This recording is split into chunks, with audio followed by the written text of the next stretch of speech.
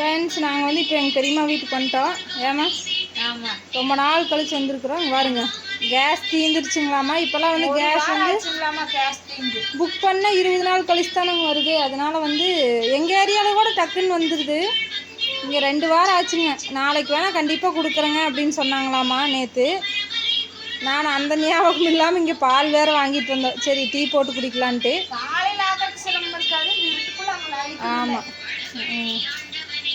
என்ன ஒரு பால் காய் வைக்கனாலும் டீ வைக்கனாலும் இதில் அடுப்பு பற்ற வச்சுட்டு போனது தான் பிரச்சனை. சீக்கிரமாக ஆயிடுது. ஆனால் இருட்டுக்குள்ள அங்கே இப்போ பால் கொண்டு வந்ததுனால பற்ற வச்சுட்டுக்குறாங்க. எத்த சுடு தோசை பார்த்தீங்களா? அடுத்தது தோசை சுடணும். அங்கேருந்தே குழம்பும் கொண்டு வந்துட்டோம். வேறுங்க ஆராதனை குட்டி தூங்கிட்டு இருக்குது. ஆனால் கஷ்டமாக இருந்துச்சுங்க ஃப்ரெண்ட்ஸ். பாவமாக இருக்குதுங்க. பெரியம்மா வந்து பார்க்கும்போது பொக்குன்னு படுத்துட்டு இருக்குது தனியாக.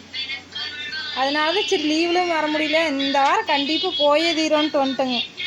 இல்லைன்னா அடுத்த வாரம் வரேன்னு சொல்லியிருப்பேன். சரி இப்படியே சொல்லிட்டு இருக்கிறோம். கேட்டுகிட்டே இருக்குதுங்க. ஒவ்வொரு டைம் ஃபோன் பண்ணும்போது எப்போ ஊருக்கு வரீங்க?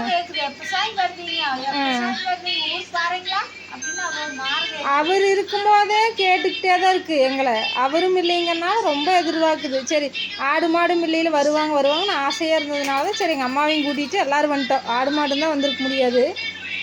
வந்துட்டேங்க ஃப்ரெண்ட்ஸ். வந்தால் தூங்கிட்டுன்னு சொல்லி விட்டோம். அதனால் நான் குளிட்டி வண்டியில் வரும்போதே தூங்கிட்டாங்க. சக்தி கொண்டு வந்து விட்டுட்டு அவங்களுக்கு வேறு ஒர்க்கு, அதனால் கிளம்பிட்டு அப்படி. அதை நினச்சாலும் கஷ்டமாக இருக்குது. நேரத்தில் கொண்டு வந்து அவசரமாக விட்டுட்டு காலையிலேருந்து ஒரே அலைச்சலுங்க சக்திக்குமே.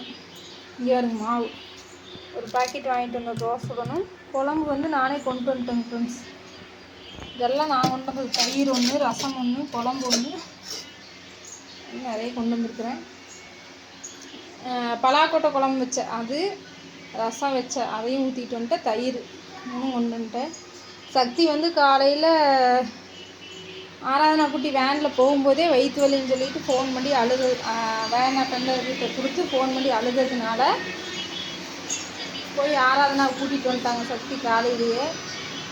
அதுக்கப்புறம் அது ஒரு அலைச்சல். மறுபடியும் ஈரோடு போய் அட்டை எடுத்துகிட்டு வரக்கு போனேன். அப்படி பலாப்பழம் பெருமாள் அட்டை எடுத்து வரக்கு போனேன். அப்படி அது ஒரு அலைச்சல். இங்கே வந்து வீட்டிலேருந்து சுபாஷ் ஈரோடு போயிட்டு வந்துட்டு மறுபடியும் ஆராதனா போய் ஸ்கூலில் கூட்டிகிட்டு வந்துட்டு மறுபடியும் இப்போ வந்து நம்மளை கூட்டிகிட்டு வந்து இங்கே விட்டுட்டு எத்தனை அலைச்சல் சக்திக்கு. மறுபடியும் இப்போ போயிட்டு அப்படி கொண்டாந்து விட்டு உடனே செவியூர் போயிட்டு அப்படி மறுபடியும் ரொம்ப அலையிறாருங்க அவங்க.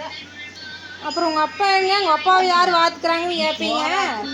எங்கள் அப்பா வீட்டில் இருக்கிற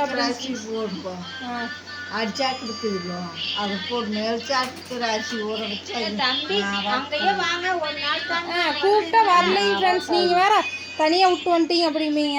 எவ்வளவோ தூரம் கூப்பிட்டு பார்த்தாச்சு வரல. நடக்கிற அப்படி இப்போ ஓரளவுக்கு நடக்கிறதுனால தான் விட்டுட்டு வந்தோங்க. சரின்ட்டு மாவெல்லாம் ரெடி பண்ணி கொடுத்துட்டு அதான் வரலின்னு சொல்லிட்டு அப்படி நடக்கிறதுனால தானே அப்புறம் விட்டுட்டு வந்தோம். இல்லைன்னு எப்படி விட்டு வர முடியும்? வரவே மாட்டாங்க. அதனால தான் இவ்வளோ நாள் வந்து இருக்கவே முடியலைங்க. சரி இப்போ ஓரளவுக்கு நடக்கிற அப்படி அப்புறம் வரலின்னு சொல்லிட்டு அப்படி அப்புறம் சக்தியும் நாளைக்கு வேலைக்கு போயிட்டு வந்துடுவோம் அப்படி. அதனால் அவர் தான் ரொம்ப மாவு வாங்கி வச்சுட்டு வந்திருக்குறோம். அதை சுட்டு சாப்பிட்றது. ஆமாங்க. கோதுமை மாவு கோதுமை மாவும் இருக்குது, அரிசி மாவும் வாங்கி வச்சுருக்குறோம். ஆமாம். ஓகேங்க ஃப்ரெண்ட்ஸ், நைட்டு சமையல் முடிச்சுட்டு அப்புறம் பார்க்கலாம். பாய். அனைவருக்கும் குட் நைட்.